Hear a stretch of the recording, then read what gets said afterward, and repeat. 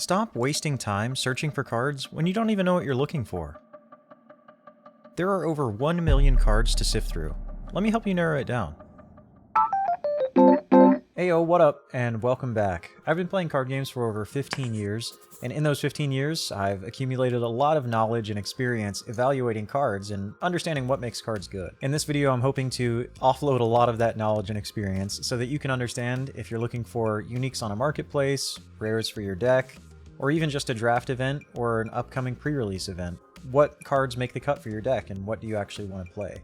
Understanding why you want to play those cards as well. I'm going to frame it in a way where you can ask yourself or the cards these questions about them. And it should be pretty simple or straightforward to get those answers. So let's start with the first question. How do the stats compare to the mana cost or the rate that I'm spending on that card? Let's take the prime example in Altered, the most vanilla character I can find, which is an Ortis Trooper. The common Ortis Trooper is a 1 from hand, 1 from reserve, 1/1/1. This character has no abilities and is simply a 1 mana, 1/1/1 all the way across the board. Otherwise known for having a total of 3 statistics for 1 mana. Using this, we can assume that cards at 2 mana should have 2/2/2 across the board, 3 mana, 3/3/3. And so at the bare minimum, when you're evaluating a card, you want to understand at 1 mana, it should have 3 total statistics, or at 2 mana, it should have 6 total statistics. Just a multiple of 3 based on the mana cost, if you will, since every character has 3 statistics, of course. And just to give another not-so-obvious example, is the Lyra Common Snowman. The Snowman is 2 from hand, 2 from reserve, 0/3/3, which is still 6 total statistics, so it is at rate, if you will. It isn't as obvious, but it is still at rate. And so using this information, we can try to deduce how much statistic an ability is worth. Let's take a card like Ortis Spy as an example. This card is 3 from hand and 2 from reserve. It is a 2/2/2, and it also has an ability when you play it from hand, Sabotage. So using what we just talked about, we can determine that Sabotage is worth roughly 1/1/1 of stats. And I think this is the simplest question to start with on a card. It's the most straightforward, is this card at rate? Will I be happy playing this 2 mana character if it has 6 statistics? Generally, you'd be less inclined to play a 2 mana character that has 1/1/1 in statistics, unless the effect is great, of course. The next question is, does this card put me up or down cards compared to my opponent? This can sometimes be very obvious if the card you're looking at draws you a card, does a resupply, for example. Both of these grant you additional cards, more things to look at and have options. And sometimes it's not so obvious. For example, if a character anchors itself or something else, that's still card advantage. Anchoring, asleep, both of those make the character stick around longer, effectively giving you another use of it. Oftentimes that's accompanied with less statistics or less abilities, for example, but it is still card advantage. And just to give you some more examples, let's talk about how many uses you get out of a card. So in Altered, every card can be played twice, unless it has fleeting, of course. After you play a card, it typically ends up in reserve, and then you can play it again from reserve, unless that card has fleeting. And so in Altered, when a character has fleeting or a card has fleeting, it's sort of half of a card. So you need to evaluate it as such. Characters with fleeting often have inflated stats because it will only stick around for 1 day. And again, any interaction with your opponent is also card disadvantage or advantage. For example, sabotaging. This takes away half of a card from your opponent. They've already played the first half and it has gone to reserve. Now if you sabotage, you're now up half a card, assuming the card that you played with Sabotage doesn't have fleeting. Oftentimes when you're looking at cards in Altered, and a lot of the decks that you'll see on 39 cards as an example, a lot of the top decks have uniques that draw cards or give you some form of card advantage, because it is powerful to be up in cards. Having more options than your opponent is generally going to win you games. The next question I want you to ask is, does this affect the board? And now my best example of this is going to be landmarks, but it can also apply to characters. For example, if you find a character that has no statistics, 0/0/0, or very little, 0/1/0, or something like that, that doesn't really affect the board, especially if you're spending well above rate for that. So you'll need some additional effect or something to compensate for. But my favorite example, like I said, is landmarks. To win a game of Altered, you need characters with statistics to advance your expeditions, usually. There are some exceptions, but generally you need to play characters to advance your expeditions and then win the game. So if the card doesn't affect the board, meaning it won't advance you an expedition or give you any progress toward that, that's a big downside to cards. One of my favorite examples is the Spindle. This landmark quite literally does nothing the turn that you play it. If you take your first turn to spend 3 mana and play the Spindle, you've made no progress, you've not advanced your board whatsoever, you are just setting up for following turns. So you do have to be careful putting landmarks in your deck. They're pretty difficult to evaluate, since most of the time, landmarks don't actively give you an advantage. The next example is, does it make multiple pieces of cardboard? So in the case of a unique or a character, if it makes an additional token, for example, let's look at Ortis Cadets. This card says when it enters, it creates a token. Generating multiple pieces of cardboard is very good because it prevents your opponent from trading 1 for 1. Using a removal spell, a single removal spell on your single character, is no longer on the table. The next question is, how much does this card ask of you? Are there requirements for playing this card? An example is, does this card require you to have cards in hand? Or maybe no cards in hand? Cards in reserve? Does it require you to have a landmark in play? Or to pay additional mana to get the effect? One of my favorite examples is cards that say, you may pay 1 to get some additional effect. This is interesting because it gives you some versatility, if you will, where you don't always need to pay for the effect, but oftentimes the card is made in a way where it's not going to be very good unless you pay the 1. The next question is, does it synergize with a specific hero? So if you find, for example, an Ortis character that has a condition of needing to control a token, intuitively, this would play very well with Sigismar.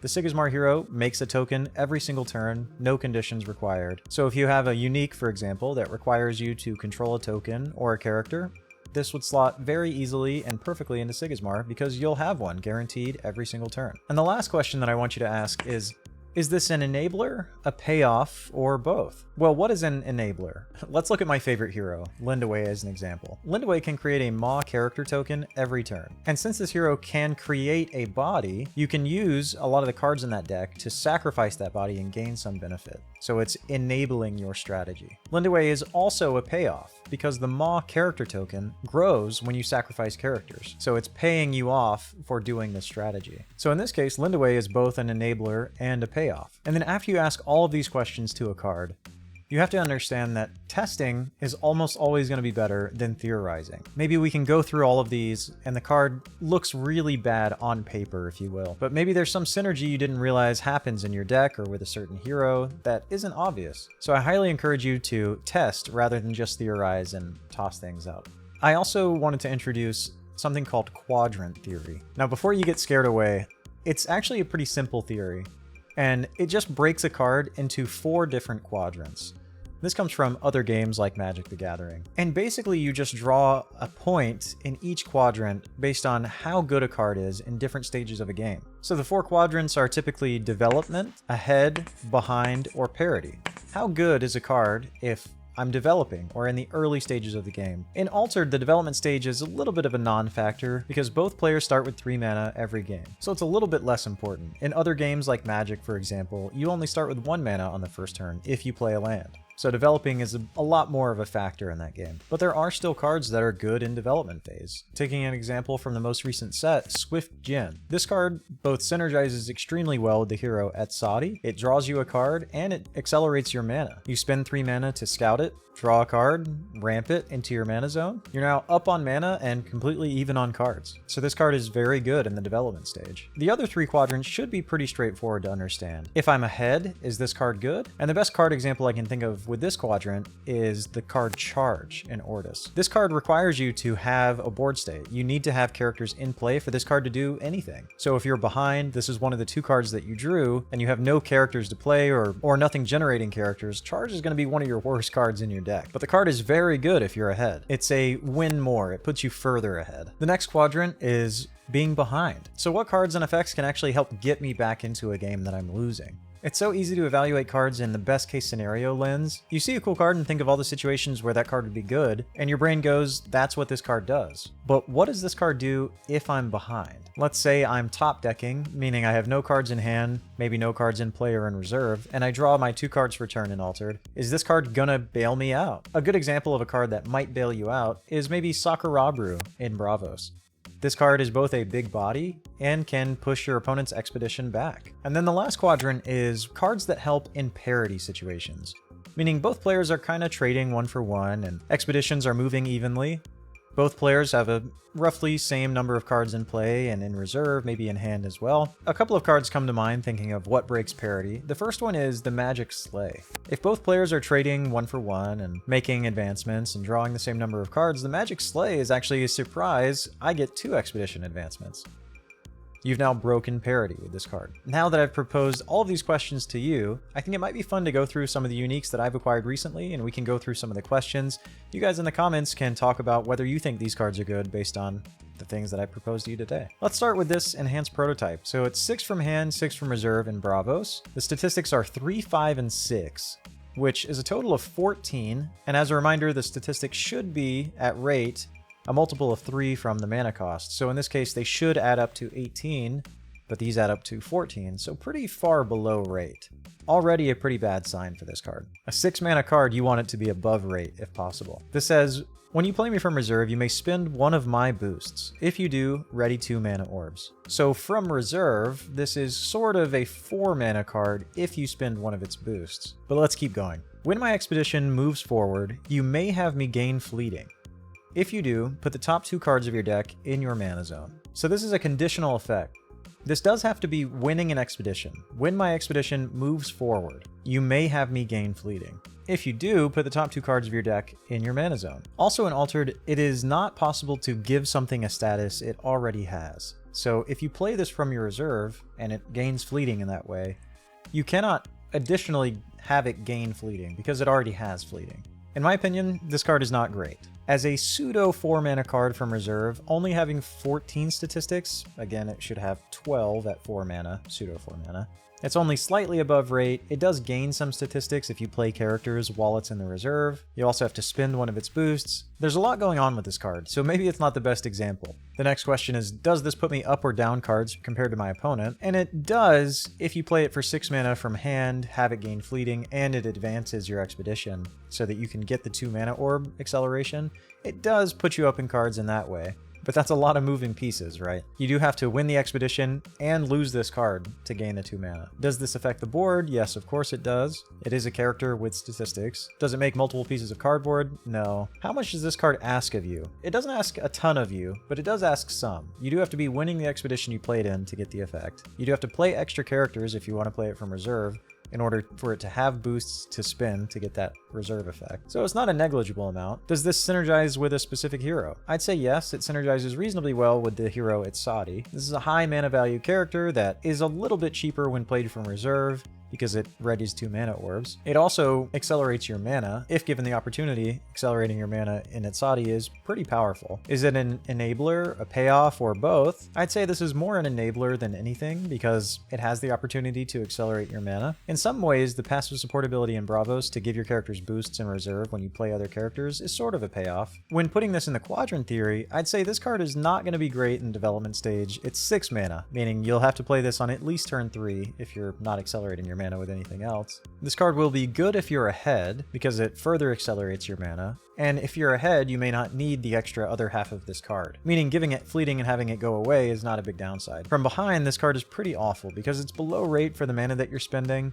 Again, it has 14 total statistics, and if you need to catch up, losing another half of a card by giving this fleeting and accelerating your mana, it's not going to feel very good. And at parity, I'd also say this card is not great, since it's below rate for its statistics. Overall, I'd probably give this enhanced prototype a thumbs down, and I probably would not play this card. Again, testing is always better than theory, so try the cards if you like them. Let's do another example. Let's talk about this Pastry Chef in Ysmir. This card is 3 from hand, 5 from reserve, for a 1/4/4. So already this card is at rate. It is 3 mana for 9 total statistics. That is exactly what you want for a 3 mana card, so that's good. Let's move on to the effect. So if my expedition is behind, I gain 1 boost. Has another effect here. When you play me from reserve, if I have 2 or more boosts, draw a card, otherwise resupply. And then it has a passive support ability. When you play a spell, I gain a boost up to a maximum of 2. That's just the standard Ysmir passive support ability. Not a lot to write home about there. Does this put me up or down cards? Well, on the front half, from hand, it is playing a character. It does not actually affect card advantage on your side or your opponent's. From reserve, however,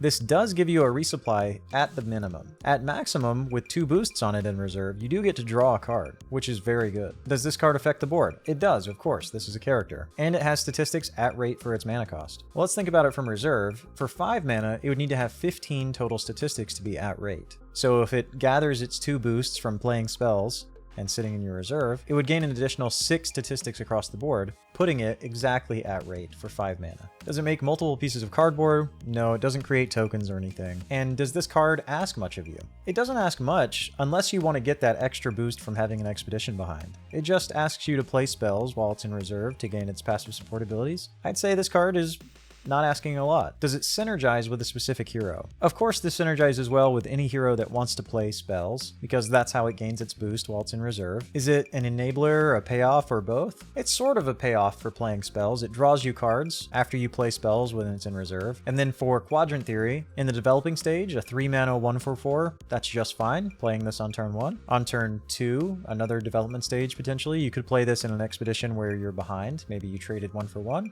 And now you're above rate at 3 mana. If you're ahead, this is just a 3 mana at rate character, from hand of course. If you're behind, this is a 3 mana above rate character. And if you're at parity, I'd say this card is great. It can draw you extra cards from reserve. Personally, I like this card a lot. I think it would do very well in any Ysmir spell-slinging deck. It is always a little bit strange to consider characters in a spell-slinging deck. Usually you want your spells in your deck to also pressure your expeditions. But having characters that can draw you additional cards like this, I think this card's pretty good, and I would play it. Thumbs up. Now that we know how to identify cards that could be good for our decks, how do you find them? Well, let me share with you 2 websites that I use regularly for searching for uniques on Altered's Marketplace. If you've used Altered's Marketplace at all, you'll know that it's not really that powerful of a search engine for searching for uniques. So these next 2 resources, I'm a big fan of. Disclaimer, I'm not sponsored by them or associated with them in any way, but I do find them to be very useful. So the first one that I wanted to talk about is Altered Scout. I'll have links to both of these websites that I'm going to talk about in the description, so go there if you're looking for the link. With Altered Scout, if you're looking for a specific effect, like an arrow draw card, for example, that's generally a very powerful effect, you can just go into this main effect box here, and there's actually an arrow you can click on to add this arrow,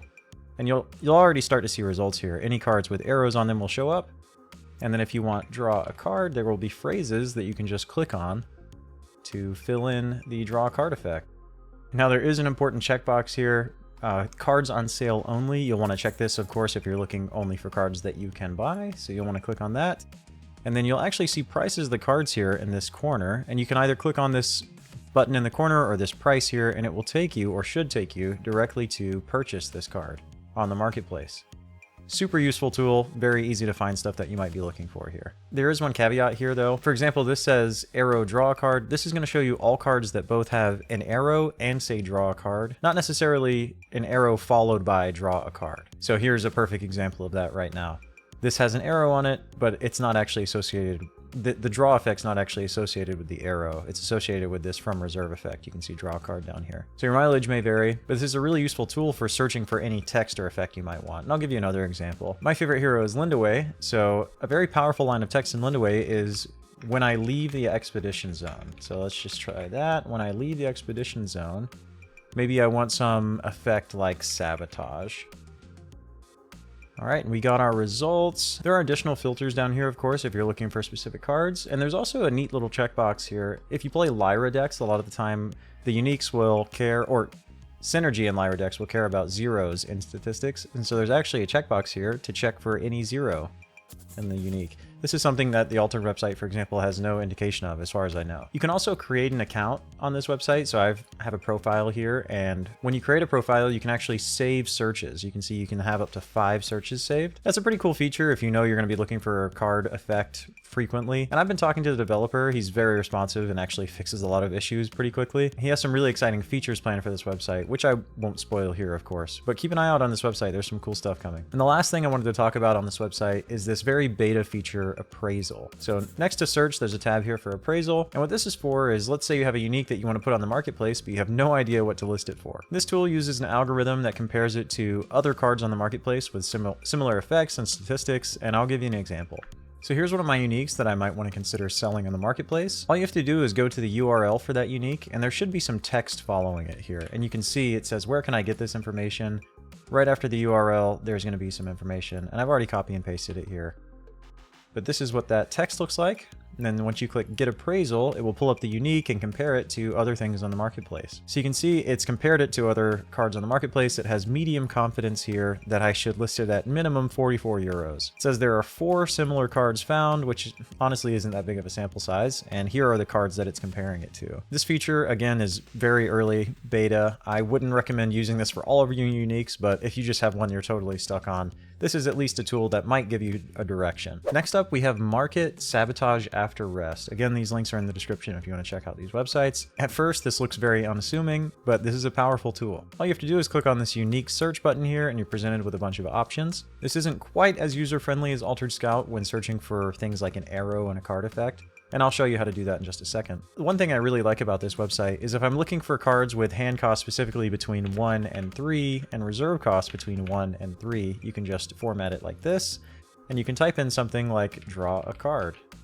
And you'll see every card that has a hand cost and reserve cost between 1 and 3 that have draw a card on it, if you just click search here. Over 6,000 results for that. And now what you'll need to do if you want really specific effects on cards is click on this abilities list option in the top left, and then you'll see every single phrase that's possible to have on any altered card. All of them. Again, if you want this arrow effect, you can either hover it here and you'll actually see it's squiggly brackets J, or you can click on this view cards button on the right, and you'll see that this is actually the symbol identifier that we'll need. So we can just copy that, go back to search, and then our trigger can be an arrow, and then our effect could be, let's say, draw a card. And now we'll only see characters that have arrow followed by draw a card. So if I click search, you'll see my search is narrowed down quite a bit. Only 2,000 cards, but as you can see, this has an arrow followed by some effect that includes draw a card. By default, this is only going to show you cards on sale, unlike Altered Scout. You can say, I want to see cards that aren't available by checking this checkbox here. And then if you find a card that you like using the search engine, you can just click on this View on Altered button here, and it will take you right to the card page, and then there will be an Offers tab that you can just buy. You can check out this card and immediately buy it on the marketplace, assuming you're logged in and you have, funds in your wallet, of course. All right, I think that about does it for today. I hope this was helpful. Let me know in the comments. Thanks for watching, and I will see you in the next one.